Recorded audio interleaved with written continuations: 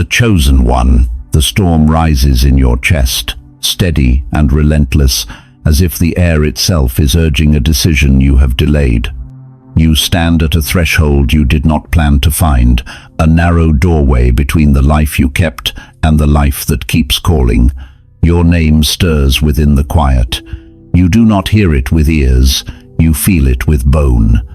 You step forward, then back, then forward again, and between these small motions, a larger path begins to reveal itself. You remember the last goodbye, the look that tried to explain everything and explained nothing. Your hands move like they hold a glass already cracked. You say you are fine. You are also tired. The truth sits like a smooth stone in the pocket of your soul, and with every step you feel its weight and shape. You cross the room. It is empty, yet full of echoes. Promises you made, prayers you whispered when no one watched. Two narrators argue over your heart. One says, remain small, remain useful, remain loyal to a story that keeps you half awake. The other says, rise, release, return to yourself before you lose yourself. Their words cross like rain on glass. You see both and choose neither. Not yet. The mind runs the film again. The holy beginning, the heavy middle, the hard ending that sounded like a door slamming in a house you paid to build. You called the bond destiny. Then you learned how easily a dream can turn into a mask. A third voice enters, low and clear. It says the romance was a revelation. It says the answer was a mirror. It says what felt like rejection was a quiet rescue dressed as a final no. You sit on the floor. The cool surface does not lie. You think about the nights you bargained with hope, the days you rearranged your boundaries the way a traveler rearranges a suitcase that never closes. You tried to fit your soul into a shape that made someone else comfortable. The seams tore. The seams always tear. You remember the first hairline crack, a chill in a warm room. You called it stress. Your spirit called it a warning. Peace took a half step back. You laughed it off. You smiled through it. You served more. You explained more. You apologized for a light that would not dim. You rise with knees that shake like new branches. Outside, the city keeps moving. Inside, the old world loses air. You confess a fear of emptiness. The inner voice answers that this room is not empty. It is available. You confess a fear of being misunderstood. The voice answers that misunderstanding is not a verdict. It is a direction. You confess that you do not trust yourself. The voice answers that you survived by listening to yourself all along. You ask for a sign without using words. Memory returns with a sharper image, a soft comment that bent your spine, a smiling moment that bent your standard. You feel recognition, not rage. The kind of knowing that does not destroy. The kind that dissolves illusion. You lean against the doorframe. Your body remembers the cost of staying. The headaches you named weather. The fatigue you named busy. The way your prayers grew vague because you feared the answer. The way your breath grew short because you feared the truth. You sit again, a little taller. Stillness gathers that feels like preparation, not pause. You imagine choosing yourself with kindness, not as reaction, but as vow. Your shoulders release, your eyes clear. You picture walking away from the altar of almost. Something in the room agrees. The call deepens and touches identity. It tells you that you were never meant to sign peace treaties with your own silence. It tells you that your sensitivity is instrument, not flaw. It tells you that your discernment is compass, not paranoia. It tells you that you are not hard to love, you are hard to misuse. The message lands in the part of you that stayed quiet to protect an expired season. That part stands. That part breathes. Two roads appear. One is crowded and familiar. It sells approval at the price of self-abandon. The other is narrow and bright. It asks for courage and offers you back to you at full value. You count the cost with clear eyes. You let the old equation burn. Attention is not devotion. Chemistry is not calling. Intensity is not intimacy. You speak a new sentence. I release what requires me to betray my peace. The first time it trembles. The second time it steadies. The third time it becomes a small key you did not know you carried. Somewhere a lock turns. A door you once begged to open now closes with honor. Another door outlines itself in quiet light. Resistance arrives dressed as nostalgia. It lays out bright memories and edits the shadows away. You hold the film to the light. You let the unedited frames play. Red flags you painted as roses. Versions of you who held their breath for too long. You tell each version that the air is back. Anger rises like a tide and recedes like a lesson. You do not deny it. You do not dwell in it. You learn from it. It shows the border of your worth. It shows the old gate where chaos once had a key. You change the locks, not in spite, but in stewardship. You stand and make two promises. First, you will not argue with your own spirit to protect an image that never protected you. Second, you will shape your days to fit your calling, not shape your calling to fit someone else's comfort. Your future inhales as if given more room. You prepare for the echo that follows every new boundary. The late-night surge of what if will arrive with soft flowers. You will inhale and exhale and remember that grieving the fantasy is not the same as abandoning the truth. You will remember that peace is a direction and not an accident. Your hand rests over your heart. The pulse sets a gentler tempo, slow, steady, awake. You picture a room where your gifts are not tolerated, but welcomed. You picture a face that does not flinch when your light grows. You picture a partnership that moves like two rivers toward one sea, not rescue, but agreement. The image does not rush you, it readies you. You open the curtain by one hand length. Morning enters as a witness. Light does not promise answers, light promises presence. You decide to live by that promise. You will not chase noise that wears the costume of destiny. You will not romanticize chaos that asks for your center as a fee.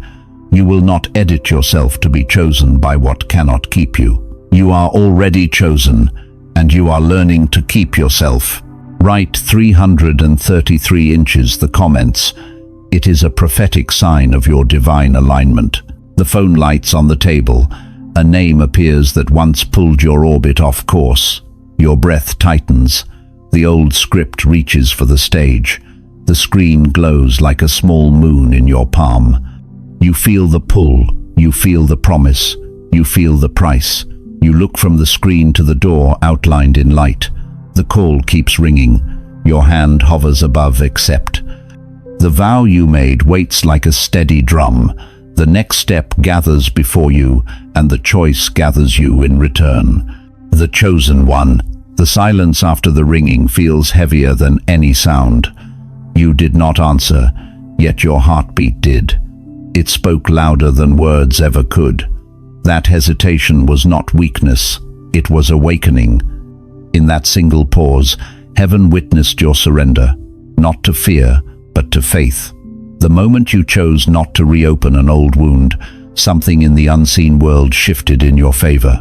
You stand by the window, breathing through the quiet.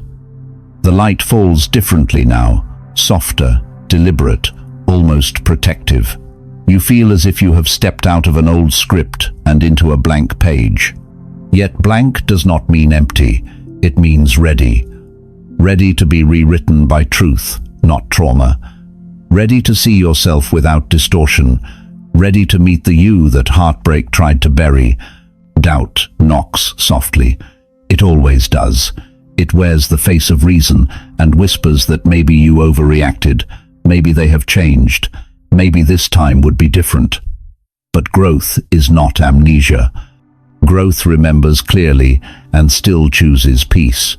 You know now that returning would not bring healing, only repetition, the same pattern wearing a new perfume.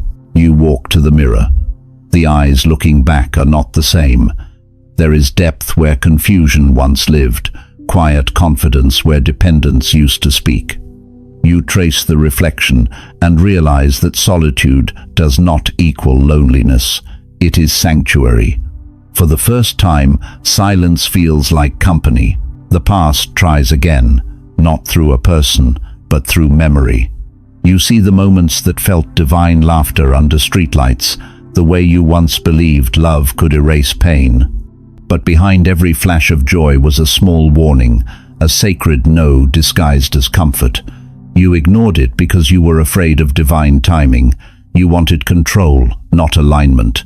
Yet the divine never bargains. It builds through surrender. You sit at the edge of your bed, whispering questions into the air. Why did it have to end this way? Why does healing feel like exile? The answer arrives in stillness, because revelation rarely comes wrapped in pleasure. Some truths are born through absence, some lessons require loss, and this was both. You remember the day everything fell apart, the final conversation, the tone that shifted from care to distance. You begged for clarity, and heaven answered by ending what you refused to release. It felt cruel, but it was mercy. The divine knew that if the door remained open, you would keep walking in circles, mistaking familiarity for fate. Your hands tremble, but not from fear, from energy, from recognition. The fire that once burned you now burns for you. It lights the corners of your heart that were once dimmed by compromise. You realize that heartbreak was never punishment. It was purification, a holy undoing that removed what was not aligned. The voice returns, gentle but certain. It tells you that you are not being punished, you are being positioned. Every ending you mourned was an invitation to become. Every silence you feared was a classroom for faith. Every unanswered prayer was a redirection toward purpose. The divine never subtracts without intent. You rise and walk outside. The air feels different, thin with clarity. People pass, unaware that something sacred just shifted inside you. You are still learning how to walk in this new light. The world will not celebrate it, but heaven will confirm it through peace. That peace is your compass now. Follow it wherever it leads, even when it leads alone. You stop at the edge of the street. The city noise roars, yet within it you sense a rhythm, divine order beneath human chaos. You realize that even loss has pattern, that even pain has prophecy. Nothing was wasted. The nights you cried were prayers written in water. The tears did not drown you, they baptized you. You start to notice small signs, the way a stranger's smile softens your thoughts, the way music finds you at the right moment, the way your spirit responds faster to truth than before. These are confirmations. The divine is not silent. It speaks through alignment. A question rises. Can I trust again? The voice within smiles. Trust is not a gift you give others first. It is the foundation you rebuild with yourself. Once you trust your discernment, no one can manipulate your peace. Once you trust your own light, no one can convince you to hide it. You remember how long you mistook comfort for connection, how you thought presence meant partnership. But true union is not found in who stays, it is found in who helps you stay aligned with God. You were never meant to beg for clarity, to chase for validation, to prove your worth through pain. You were meant to move in purpose, not in panic. The night falls, but it does not feel heavy. It feels intentional. You light a candle, not for memory, but for manifestation. The flame flickers like a heartbeat, reminding you that endings can glow too. You close your eyes and see faces, some familiar, some unknown, but all fading into distance as one new light grows closer. You don't know its name yet, but you feel its peace. You whisper again, I release what no longer honors my becoming. You say it slowly, not as a spell, but as surrender. The air shifts, the flame steadies. You sense the next chapter moving toward you, carrying something purer, quieter, stronger. If you feel this moment awakening your spirit, hit like and subscribe. It's not coincidence you're here, it's confirmation. Outside, the candlelight reflects in the window. You see two figures, your old self walking away, your new self watching with calm gratitude. No bitterness, just reverence. The pain no longer defines you. It refines you. Then, just before you blow out the candle, the air grows still. You hear the faint echo of that first voice again. This is not the end. This is the becoming. And somewhere deep within, you know, tomorrow will test this peace. The past is not finished trying to return, but neither are you finished rising. The chosen one. The morning comes quietly. It doesn't announce itself with glory. It slips in through the smallest crack of your window and rests on your face like a question. Will you rise differently today? You breathe. The air feels both strange and familiar, like entering a room that remembers you even when you forgot it existed. You sit up slowly, not out of weakness, but reverence. You survived another night without reaching back. You survived the silence that once scared you more than loneliness itself. You walk to the mirror again. The light hits your reflection like confession. You notice something new. Your eyes are softer, but your gaze is sharper. The pain didn't vanish. It transformed. It now carries purpose instead of panic. Last night's whispers replay in your spirit. This is not the end. This is the becoming. You let those words echo until they settle deep inside. Then another thought rises, one that stirs both fear and freedom. If I was protected through pain, what else have I mistaken for punishment? You move to the window. The street is alive, but you stand still. You realize that peace is not the absence of movement, it's alignment with divine rhythm. Everything outside rushes. You no longer have to. The storm within you is no longer destruction, it's direction. Still, a part of you trembles. Growth always feels like grief at first. The version of you that needed approval is dying, and every death demands mourning. You whisper a quiet goodbye to the people, the illusions, the lesser versions of yourself that kept you safe but small. Then something shifts. For the first time, gratitude arrives without guilt. You thank the pain, not because it was pleasant, but because it was precise. It carved out what could no longer stay. Every heartbreak was a holy scalpel. Every delay was divine surgery. You were never abandoned. You were refined. But not everyone will understand this awakening. They will say you've changed. They will say you're distant. They will say your silence feels like pride. They won't see that silence is sacred now, that you no longer argue to be understood, because peace has replaced performance. You walk outside. The morning light stretches across the street like an invitation. You follow it, step by step. Every sound, every breeze feels exaggerated, like the world is applauding your quiet return to yourself. But just as the peace settles, a shadow crosses your thoughts. A name, a memory, a moment that still carries weight. You pause. It's the same pattern that once stole your clarity. You feel the temptation to reopen the door, to check one more time, if maybe things have changed. But revelation whispers, you can't heal in the same room that broke you. The truth stings, but it also frees. You start to walk again, each step heavy with honesty. You whisper, I am not who I was when I first loved them. The words land in your chest like anchor and wings at once. The day unfolds quietly. You work, you breathe, you think, and then, without warning, the spiritual battle returns not outside, but within. Doubt sits across from you like an old friend, patient and persuasive. It reminds you of how love once felt divine. It asks if maybe you left too soon. It tempts you with memory dressed as redemption. You close your eyes. You feel the pull, But this time you stay centered.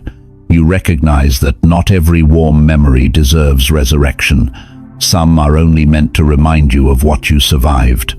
You whisper to yourself, "Peace over potential." The phrase feels like a sword. Hours later, you're sitting alone in a cafe. A couple laughs at the table beside you. You don't feel envy, you feel discernment. You remember how much energy you once gave trying to prove your love, how much of yourself you spent convincing someone to see what they were never built to recognize. Now, you see love differently. You understand that divine connection is not about control, it's about compatibility with purpose. Anything less than that is an anchor disguised as affection. As evening falls, you take the long way home. The city lights flicker like prayers, some answered, some still waiting. You realize that your waiting is not wasted time, it's sacred preparation. Every day you choose not to go back, heaven builds something new in front of you.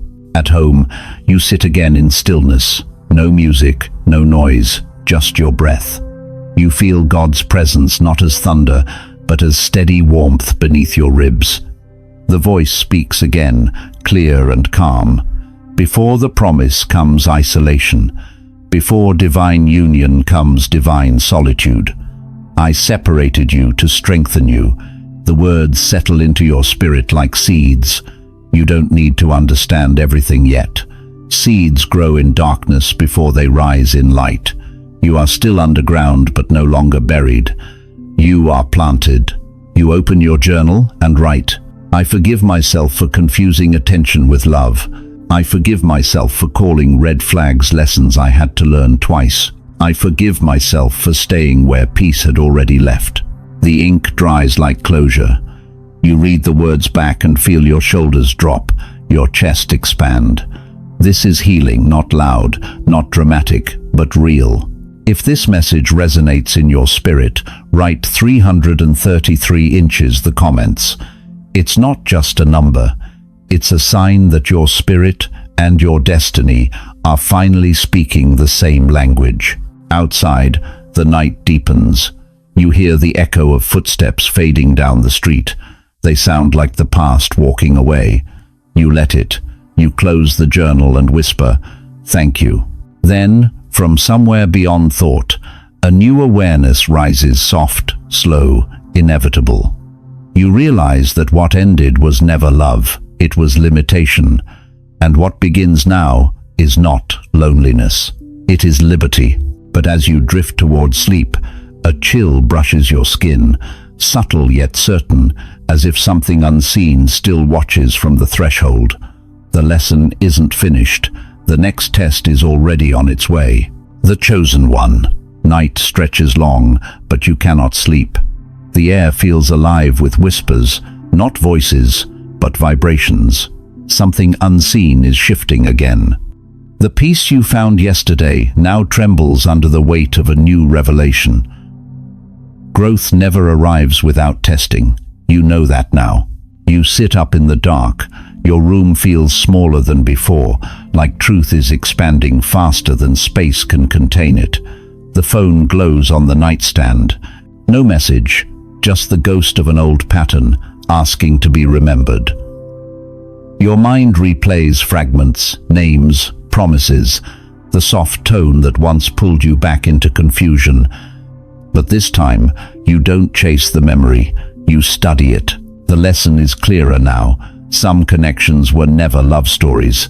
They were spiritual classrooms, and when the assignment is complete, the classroom must close. Still, the heart resists graduation. It lingers at the door, hoping for one more lesson that will make the leaving easier. But truth doesn't bargain.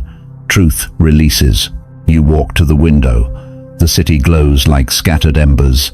Each light reminds you of a moment you thought was divine guidance, but turned out to be human distraction. The pain feels smaller now, almost sacred. You realize heartbreak wasn't the curse, it was the compass. It pointed you back to God when you had forgotten his tone. A thought rises from the quiet. What if the enemy never wanted to break you? What if he only wanted to keep you distracted long enough to make you miss your timing? The realization hits like thunder without sound. You remember the years spent waiting for someone else to validate your vision, the dreams postponed while you waited for permission to be whole. You whisper into the silence, "Never again." Your words carry weight this time. The walls seem to respond. You feel power returning through every boundary you set, every truth you refuse to unlearn. Healing isn't gentle, it's holy rebellion. You turn on a single light. The reflection in the mirror watches you back, steady and awake. You see what God has been shaping in the dark: resilience, clarity, discernment. These are not rewards, they are weapons. The kind that protect peace, the kind that rebuild faith, the kind that make you unrecognizable to what once wounded you. You remember the warning. Spiritual warfare rarely looks like war. It looks like comfort, distraction, compromise. It looks like the one person who feels like home but whispers you away from prayer. It looks like love that soothes the heart while starving the soul. And you realize you fought battles you didn't even know you were in. Tears form, not from sadness, but revelation. You see the strategy now. The attacks were never random. They came in the shape of what you desired most: connection, validation, affection. But each one carried an invisible hook, designed to drain the divine out of you. You fall to your knees, not in defeat, but in understanding. "Lord," you whisper, "forgive me for confusing peace with attachment." The moment you say it, the atmosphere changes. The heaviness lifts like fog under sunlight. You feel seen, forgiven, rearmed. You open your journal again. The page reads like a battlefield: scribbled prayers, shattered confessions, half-written affirmations. You add a new line: "I will no longer confuse the familiar with the faithful." Then, as if answering, the quiet speaks back, "Good, because the next chapter of your life will not be built on comfort. It will be built on calling." You stand, trembling but sure. The mirror shows a warrior disguised as a soul in recovery. You finally understand that your sensitivity was never weakness. It was divine radar, tuned to truth. You were never too emotional. You were spiritually alert in a world that calls numbness strength. The night deepens. You light a candle again. The flame rises, steady and gold, dancing like memory and prophecy at once. You stare into it and see your past flicker faces, mistakes, moments of surrender. And then the vision shifts. You see something new, yourself, standing tall in a future where peace is not fought for but lived in. You whisper, "Show me what's next." The flame bends slightly, and in that simple motion you feel an answer. First, solitude, then alignment, then destiny. You sit in that knowing for a long time. You think of every door that closed, every name you erased from your prayers, every night you thought you were alone. None of it was punishment. It was pruning. And what God prunes, He plans to multiply. Your phone vibrates suddenly. Not a name, not a message, just a notification. Meaningless but perfectly timed. The distraction tries to break the focus. You smile. You understand the pattern now. Distraction always arrives right after revelation. You turn the screen face down. The silence returns like applause. If you feel this truth stirring in your spirit, write 333 inches the comments. It's a sign that your alignment has begun. Outside, dawn begins to bleed into the horizon. A grey light touches your window, soft yet relentless. You exhale. The night did not destroy you, it prepared you. The war wasn't outside, it was inside. And now, it is won. You whisper, almost to yourself, "I am no longer fighting for love, I am standing in it." But deep inside, you sense it, the next lesson forming just beyond the light. Something greater is approaching. Not a test this time, but a calling. and to answer it, you will have to surrender even deeper than before. The chosen one. The morning light finds you already awake. The stillness feels heavier than sleep, but cleaner, as if something inside you has been rearranged. Yesterday you chose silence instead of reaction. Today you feel the result. Quiet authority. You move slowly, making coffee, listening to the small sounds that once went unnoticed. Each noise feels deliberate, like the world is keeping rhythm with your breath. You realize that healing has no music except awareness. Your thoughts drift toward what's coming. The voice from last night repeats. First, solitude, then alignment, then destiny. You whisper it back, half prayer, half promise. You know solitude isn't punishment anymore, it's training. Alignment isn't waiting, it's preparation. Destiny isn't reward, it's responsibility. You open your journal. The pages have turned from wounds to instructions. You write, I am no longer chasing peace, I am becoming it. The words settle like stones in water, rippling outward, but anchored deep. The day begins to move around you. Messages arrive, invitations, distractions disguised as opportunities. You smile, you recognize the test. Growth always reintroduces you to what you've outgrown to see if you'll still answer. You don't. You breathe, delete, and return to calm. Midday sunlight slants across your desk. For a moment, loneliness tries to sit beside you, but it doesn't stay. You realize it's not loneliness at all. It's spaciousness, room for what's next. You whisper gratitude. Even silence deserves thanks. Then the shift happens. A new idea enters your mind, uninvited but unmistakable. A project, a purpose, a direction. It feels larger than you. It feels divine. Your pulse quickens, not from fear, but from recognition. This is what all the letting go was for. This is what the pruning prepared. You grab your pen again and write until the ink nearly runs dry. Plans, visions, fragments of phrases that feel like prophecy. You don't fully understand them, but you don't need to. Faith often begins where explanation ends. As evening falls, you step outside. The air tastes like rain, though the sky is clear. You close your eyes and feel the hum beneath everything, a quiet assurance that you are no longer wandering. You are walking with direction, even when you can't see the road. You whisper one last prayer.